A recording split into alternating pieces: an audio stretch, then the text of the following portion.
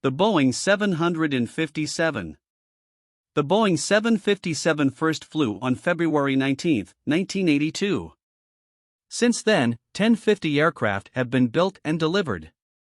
The variants are the 757-200 and -300.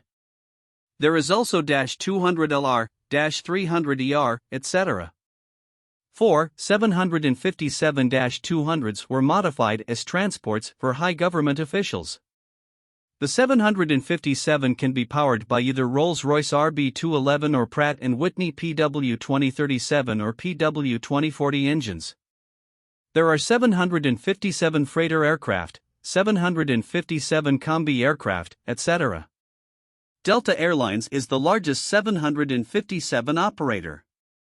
The 757 is mostly found in the US right now. The launch customers for the 757 are Eastern Airlines and British Airways.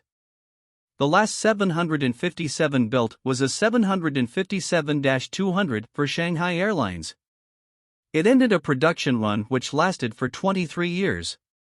The 757 is getting replaced by Boeing 777, 787, Airbus A330, A340, A350, A380. The 757-300 has a tail-mounted retractable tail skid.